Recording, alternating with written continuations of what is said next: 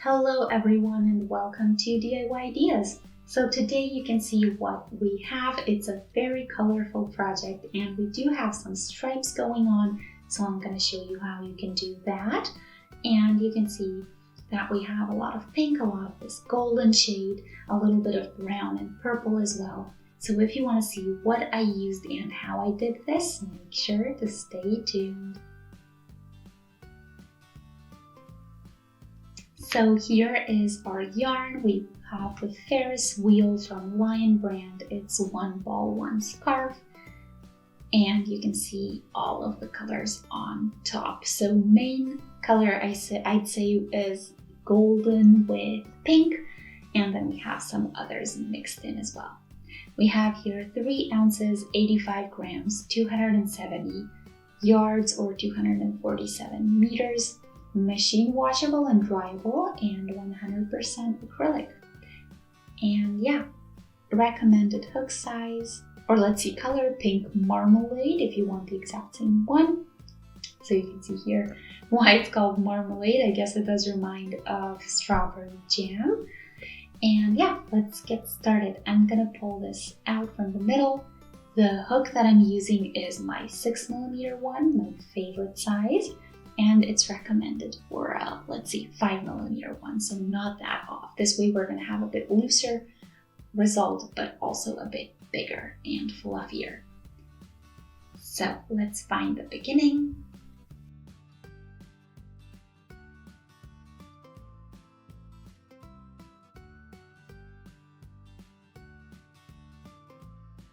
So today I'm not going to be counting the stitches or the chains that I start with. Instead, I want to do 150 centimeters in length. The number of stitches does not matter this time.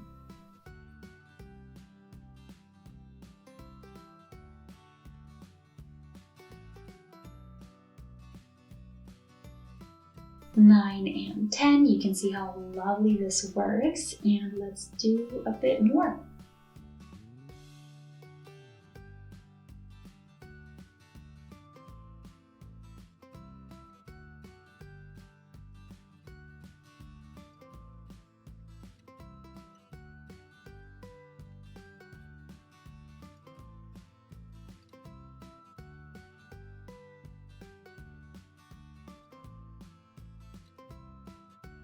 Okay, so I have a lot of pink on this table. Anyway, let's measure the length that we have. Okay, so here is everything in the background, a lot of pink going on here. And now what we're gonna do is leave the last 2 chains out, go into the third one with the yarn over and do a half treble. That means we go through all 3 loops at the same time. And each upcoming chain on the bottom is gonna get a new half treble on top.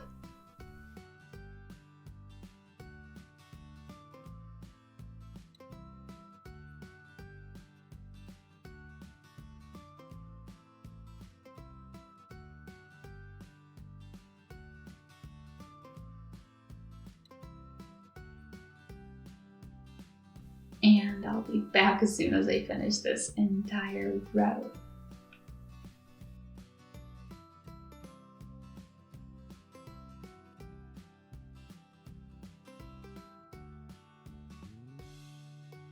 Here is our first row, and you can see that we had a little bit of a color change in here.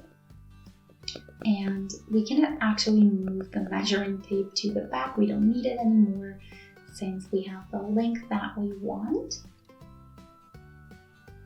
And now we can start row number 2.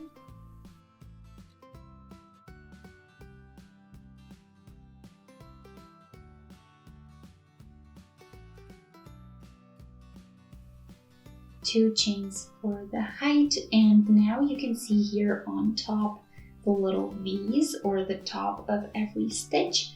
And now what I'm gonna do is do a yarn over and not go in that section, but actually go in this diagonal piece underneath it. And I'm gonna do a single there.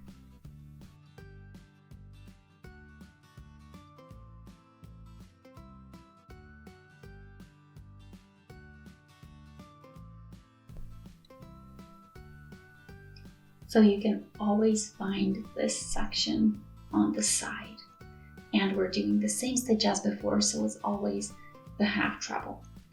And you can always take a look at where the top of the section or top section of the stitch is, and then just go sideways from that. And what that does on the other side is make this little rib more pronounced, and it looks wonderful in the end. That's all that we want.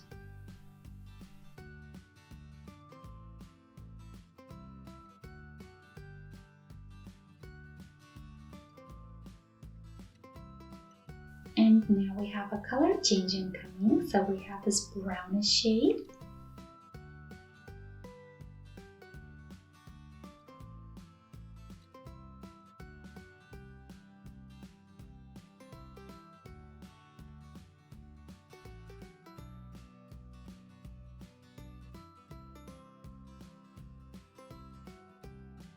And the back is really lovely, and it's gonna get even better the more rows we do. But that's exactly what we want. You can see here the top section and the bottom section kind of build stripes that are, in this case, in the background. So a while later, here I am, and this is what we have. So we did have a very cool color change, and now what I'm gonna do is just start a new row. So we're again doing 2 chains for the height. We're gonna turn. And now we're on this side where you can see this rib in the front, and that's exactly where we want to be. And now we're gonna get started pretty much the same way. So we do a little yarn over and go into the diagonal section of each stitch. And we again do half trebles.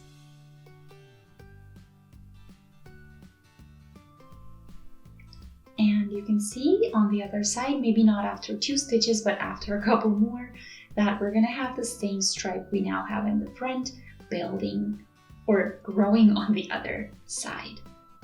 And I'm gonna continue for a little bit more so that I can show you the effect.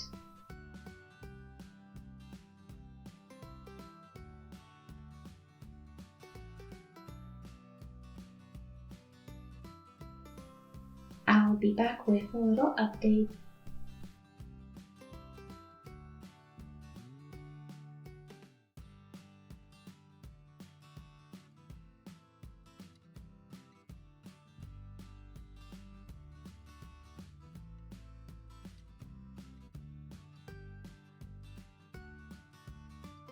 Okay, so a while later, this is what I have, and you can see the ribs now more clearly. You can see that they're in different colors, so the lighter ones might be a little bit more visible, but they are all there.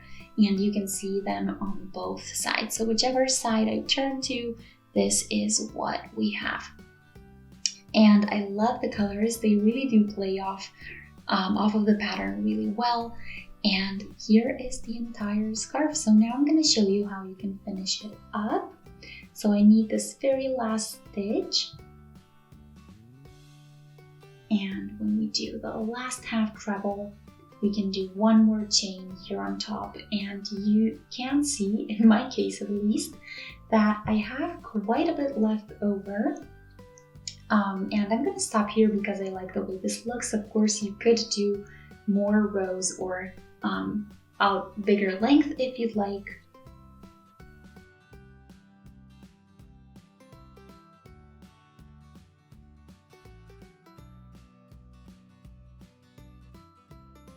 This very last row, I'm doing just regular singles. I want to give this a little bit more structure and just a little bit more stability in this very last row. So that's what we're gonna do.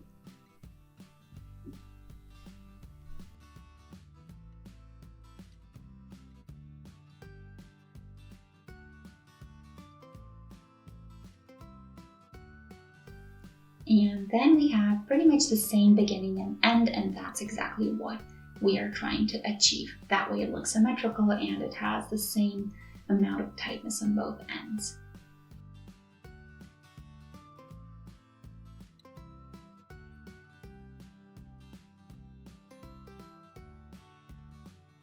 Here is the last single, so now we're going to shorten this and pull out, then we can tighten a little bit, and when we weave that in as well as the beginning, here we are done. So we do have a little bit left over. You can use this for another project, and here is our scarf for today. So I hope you like the way this looks. Let me know what you think of the pattern and also the yarn if you've used it for something else. And yeah, here is the project for today. So this is something that we also use kind of as a trick to achieve the effect of a knitted piece when we're still doing crocheting. And this is what I like about it so much. It looks awesome, and especially if you're more of a crochet person than a knit person, this might be the trick for you. So I hope you like the way the scarf looks. I'll see you in one of our next videos. If you have questions or comments, post them below. Make sure to shoot a thumbs up and subscribe to our channel. See you next time. Bye!